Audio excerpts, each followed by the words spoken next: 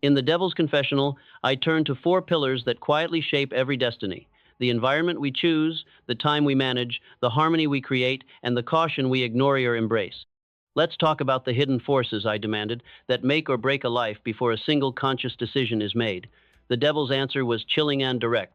He began with the invisible hand of environment. People believe they are captains of their fate, but most are passengers drifting wherever their environment takes them. The spaces you inhabit, the people you surround yourself with, the habits you tolerate, these are the architects of your future. I gain my greatest victories in cluttered rooms, toxic workplaces, and friendships built on comfort instead of challenge. The Devil described environment as a silent sculptor. Your willpower is no match for a world engineered for distraction. I see to it that your desk is disorganized, your phone never silent, your days crowded with people who want you small. The wise take control of their environment before they try to control themselves. They create sanctuaries for focus, order, and growth. They prune toxic influences with surgical precision. We discussed the tyranny and opportunity of time. Nothing is more democratic than time every. Soul gets 24 hours, rich or poor, saint or sinner. But I tempt you to trade your minutes for dopamine hits and busy work. I whisper that you have plenty of time until you have none left. Masters of time act with urgency, but never in a panic. They guard their calendars, defend their mornings, and invest in routines that multiply their hours. The Devil exposed the danger of disharmony. Most people live at war with themselves. Their values clash with their actions, their desires with their duties. This internal noise drains energy and kills ambition. My grip tightens when you pretend to be someone you're not, or chase what impresses others instead of what fulfills you. Harmony is not a luxury. It's the prerequisite for peace, clarity, and achievement. He explained the rare art of practicing caution. I use impatience to trip you up. I rush you into commitments, blind you to red flags, tempt you to leap before you look. The discipline never mistake caution for cowardice. They pause, gather facts, sleep on big decisions. They know that one reckless choice can undo years of progress. Caution is the bodyguard of dreams.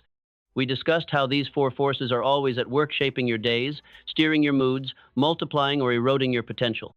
The Devil confessed, "If I can corrupt your environment, waste your time, fill your life with noise, and bait you into impulsive choices, I can make you a puppet without you ever noticing the strings."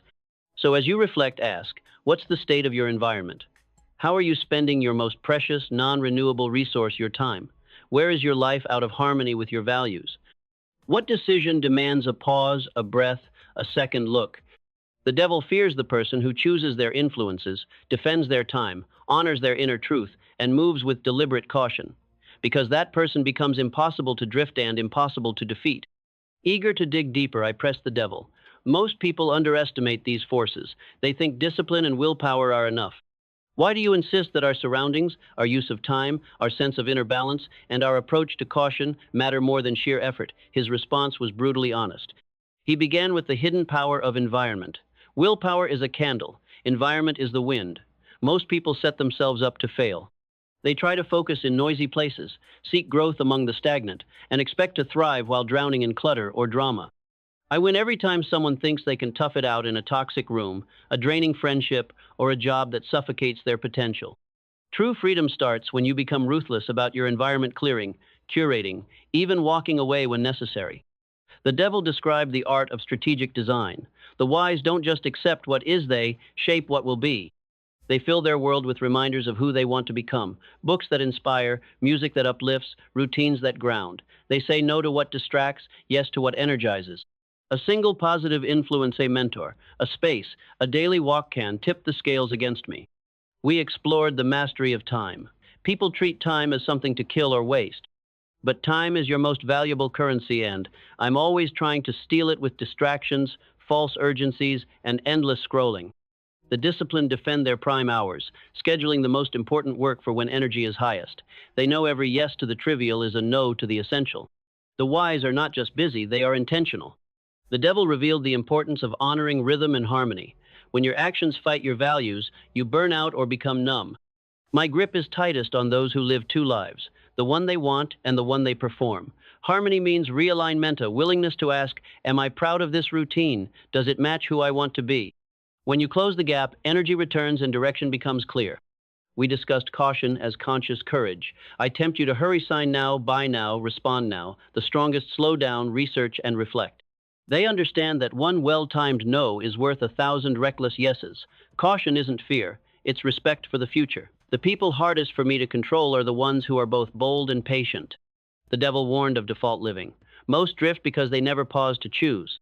Their environment is inherited, their days dictated by someone else's demands, their caution mistaken for worry instead of wisdom. The disciplined wake up not just in the morning, but in their choices. They reset their environment, reclaim their time, seek real harmony, and pause before they leap. He left me with a challenge. Are you shaping your world or letting it shape you?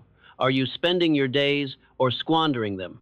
Do you move with clarity and purpose or let noise and urgency run your life? My power fades when you act with intention in every room, every hour, every decision. So, as you listen, ask yourself, what's one small shift you could make in your space, your schedule, your self-talk, or your decision-making? Each one is a crack in the devil's armor and a step toward a life that's truly your own. With the devil's strategies exposed, I pressed on. How do the wisest shape their environment and schedule so the default is progress, not drift?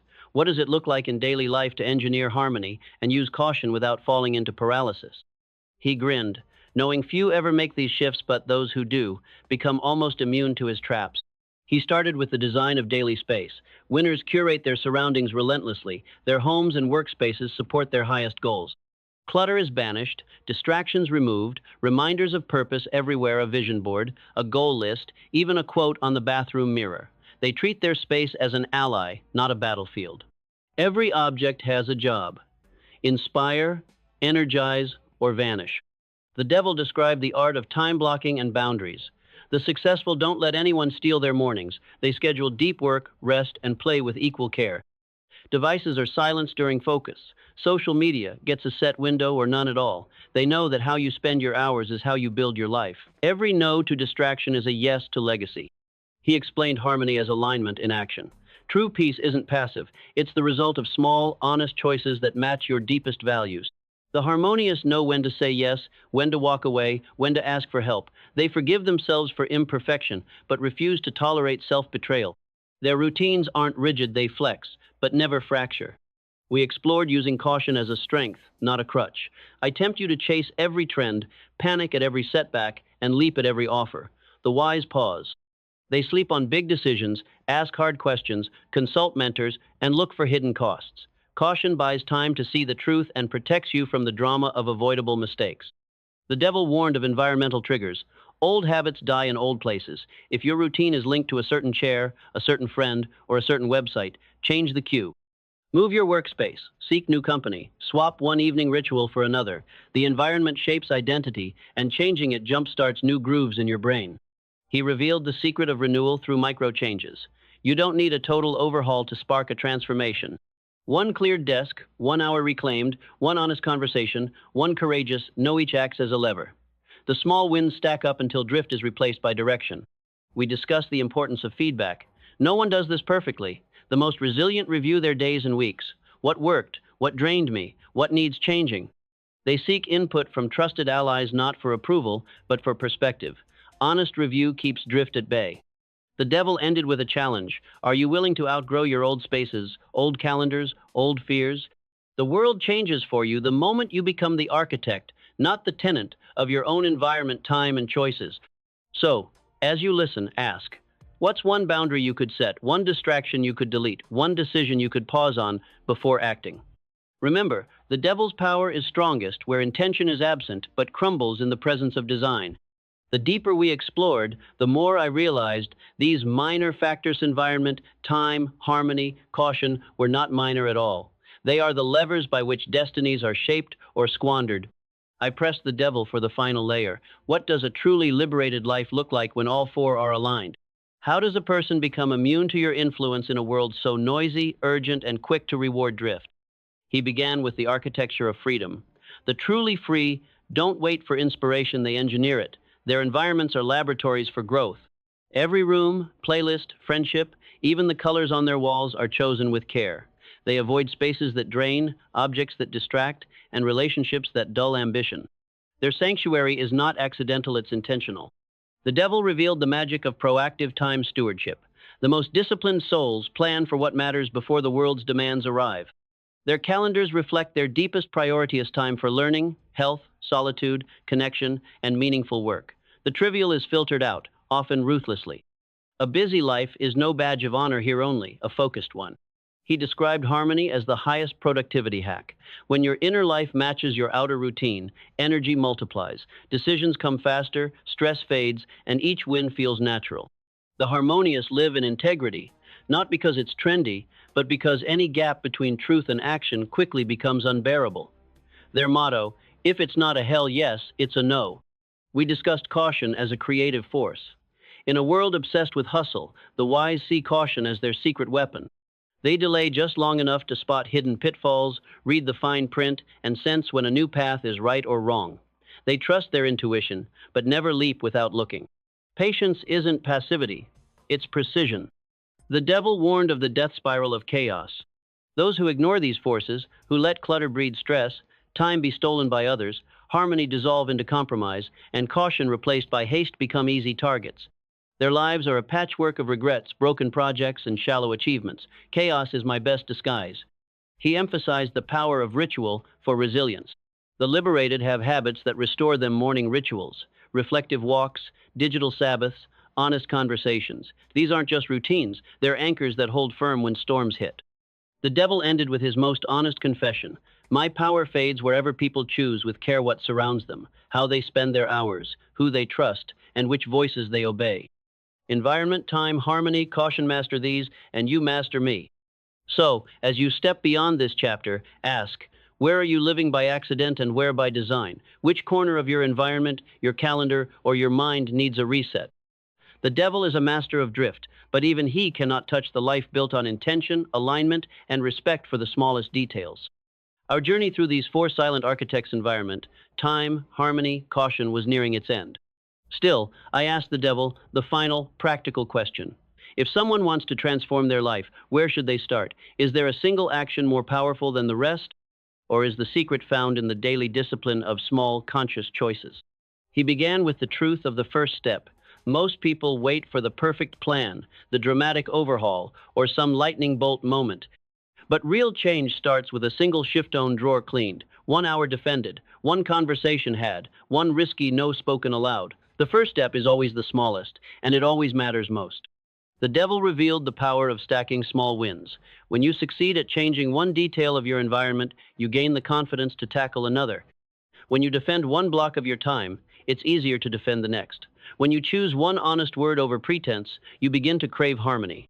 When you pause before one impulsive decision, you start to trust caution instead of resenting it. He spoke about momentum over motivation. You cannot wait to feel ready. Motivation is fickle, but momentum compounds. The greatest transformations come not from willpower alone, but from creating a string of small victories. Make progress visible, a habit tracker, a daily reflection, an accountability partner. Each win is a vote for your future. We discussed the danger of all or nothing thinking. The devil loves perfectionists because they burn out fast, then give up. The wise accept messiness. They aim for progress, not perfection. Every imperfect, unfinished, awkward first try is a crack in the shell of inertia. The devil explained how to audit your life. Once a week, take stock. What's cluttering your space or your mind? Where are you spending time that doesn't match your priorities? Where are you acting out of fear, not intention? Which relationships are draining? Which routines out of tune? Audit with compassion, no shame, just clarity. He described the reward, compound liberation. As you clean, curate, and align, you create a life where progress is natural. You find yourself freer, calmer, and more immune to chaos. Your environment becomes your ally, time feels like an asset, harmony becomes your energy source, and caution your silent bodyguard. The devil closed with a parting dare. Will you drift or will you design? Will you let old patterns run the show, or will you step in even for 5 minutes today and reclaim one corner of your life? Each choice made with intention weakens my grip. So as you move forward, ask, what's one small, specific action you can take right now to upgrade your environment, your use of time, your sense of harmony, or your practice of caution? The world doesn't change all at once, but with every mindful step, you become impossible to control and unstoppable in the life you truly want. Even with all these strategies, life has a way of testing resolve. I asked the devil, what about when the world pushes back? When chaos, deadlines, and unexpected storms threaten even the best designed plan show, do truly resilient people keep their environment, time, harmony, and caution intact? The devil's answer was both a warning and a roadmap. He began with the reality of impermanence. No system is perfect, no routine unbreakable. The wise expect disruption. Instead of clinging to a brittle ideal, they practice flexibility as a virtue. When the morning routine fails, they pivot. When a plan crumbles, they build a new one from the pieces. They see setbacks as normal, not as proof of personal failure. The devil described anchor habits. In turbulent times, resilient people rely on a handful of unshakable rituals: a morning walk, a daily review, a gratitude list, a nightly wind down. Even when chaos reigns, these anchors hold firm reminders of control and stability when the world is anything but. We discussed preparation for unpredictability. Drifters react. The disciplined anticipate. They keep a buffer in their schedules, a reserve of energy, an emergency plan for when life goes sideways. They expect the unexpected and so are rarely blindsided for long. The devil warned about the seductive power of drama. The world profits from your panic. News, social media, even well-meaning friends can whip you into frenzy, stealing your time and peace. The strongest curate their inputs. They unfollow noise, mute notifications, limit crisis talk, and create boundaries to keep calm intact. He explained the art of the reset. When you lose the thread, miss a day, break a habit, let chaos and the wise don't spiral. They reset as soon as possible. One honest review, one clean desk, one early night, and the drift ends. Recovery is a practice, not an event. We explored the role of community. Storms are easier to weather with allies. The resilient don't isolate in trouble. They reach out for perspective, encouragement, and honest feedback. A strong circle is both a shelter and a compass, keeping you true to your best self. The devil ended with a final challenge. Will you let chaos set your standards, or will you defend your environment, time, harmony, and caution, even when no one is watching? My power grows in the gap between intention and action. The resilient close that gap, one conscious choice at a time. So as you move forward, ask, what's your anchor when chaos hits? Which habit, boundary, or friend helps you reset? Remember, the devil's influence is strongest in confusion, but every mindful return is a step back to clarity and control. By now, it was clear. Mastery of these four forces: environment, time, harmony, and kashunas, not a one-time achievement, but an ongoing practice. Still, I pressed the devil. What does long-term success really look like? How do these habits compound over the years, and how does a person avoid slipping back into drift as circumstances, relationships, and ambitions evolve? The devil's reply was a blueprint for living by design, not by accident. He began with the wisdom of seasonal adaptation. The disciplined know that life is a series of seasons: times of building, times of rest, times of loss, and times of renewal. They revisit their routines and environments as the world around them changes. The setup that worked in youth may need reinvention in midlife. What served you during struggle might need softening in peace. The wise treat their systems as living things, reviewing, pruning, and redesigning with each new chapter. The devil described compounding returns on small choices. One clean desk, one protected hour, one boundary drawn, one caution. Honored, these choices might seem trivial, but over years, they multiply. The difference between those who thrive and those who drift is measured in 1,000 tiny decisions made with intention. Each mindful act is a seed. The harvest is a lifetime of clarity, energy, and growth. He explained legacy through environment and example. Children don't just inherit genetics, they inherit systems. The way you manage space, time, and values becomes their starting line. A household that values order, honest reflection, meaningful rituals, and cautious action teaches self-mastery by osmosis. You shape your family, your team, your circle by the standards you defend and the harmony you insist on. We explored the danger of letting progress breed complacency. Success can dull your senses. It's easy to drift once things are good enough. The resilient schedule, regular audits, a weekend declutter, a quarterly review, a family meeting, a deep check-in with mentors or partners. This is how they prevent small lapses from becoming major setbacks. The devil warned of environmental erosion. Neglect is my favorite weapon. One tolerated mess, one unchecked relationship, one lapse in caution over time, these erode the foundations of even the best designed lives. The strong don't wait for chaos to strike. They maintain, repair, and renew before the cracks spread. He spoke of harmony as a guiding principle for legacy. A life lived in alignment, where values and actions match, sends ripples far beyond the self. It inspires others to question their drift and design their own path. Harmony is contagious. One honest home, one clear calendar, one mindful leader at a time. The devil closed with this challenge. Will your legacy be one of reaction or intention?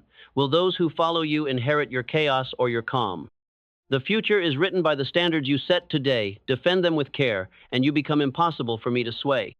So, as you consider your own future, ask, where does your system need an update? What seed could you plant now for a harvest years ahead? Remember, the devil cannot linger in a life where vigilance, harmony, and caution are not just habits, but a living inheritance. As we neared the conclusion, I pushed the devil to look beyond the individual. What happens when whole families, teams, or even communities wake up to the power of their environment, time, harmony, and caution? Does your grip weaken, not just over one life, but over generations? The devil's answer revealed the true, exponential reach of conscious living. He began with the idea of cultural transformation. Most communities are built on inherited habits, cluttered spaces, rushed routines, chronic noise, and careless risk. But when even a handful of people model mindful design, others take notice. Children grow up expecting order and honesty. Coworkers start to defend their own time.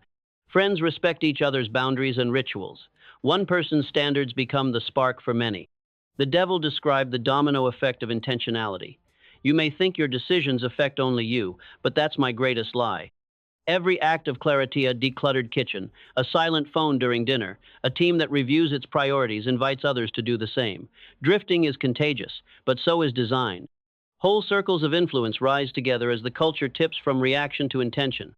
We discussed the ripple of shared harmony. When values and actions align at home, at work, in a circle of friends, a kind of peace settles in. People trust each other more, communicate more honestly, and recover from stress faster.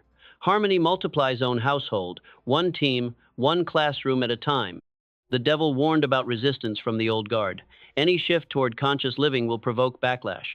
There will be cynics who scoff at rituals, family members who mock boundaries, bosses who resent a new focus on priorities. My best hope is that you'll doubt yourself and surrender to the crowd. The wise press on quietly, persistently, letting results speak louder than words. He spoke of the role of leadership. Every group has someone who shapes the tone.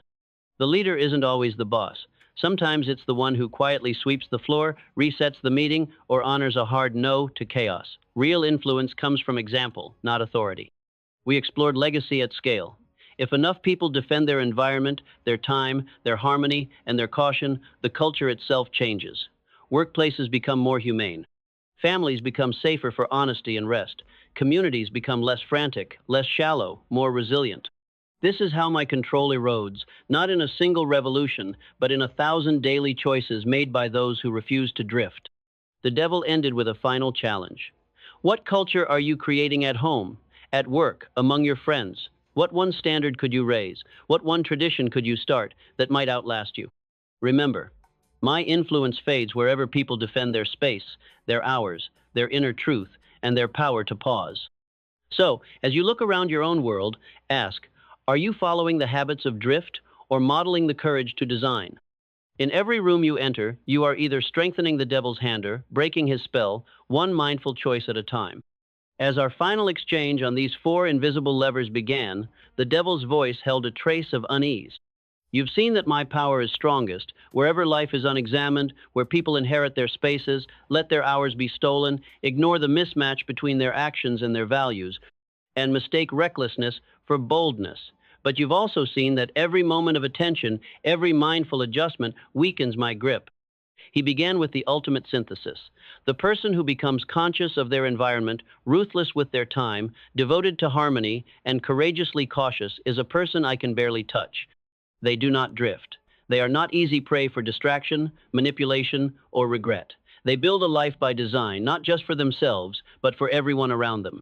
The devil spoke about the freedom of conscious living. Freedom is not found in unlimited choices or unchecked action.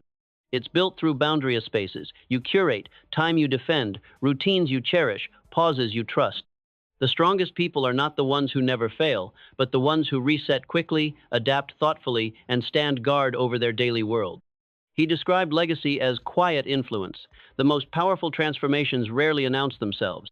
A tidy desk, a meaningful family ritual, a team that pauses before big decisions, these are the seeds of freedom that spread quietly, outlasting the one who planted them.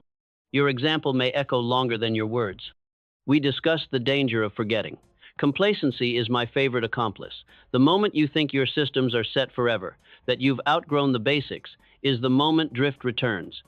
The wise stay humble, revisit their routines, and invite feedback knowing that every new season demands fresh attention.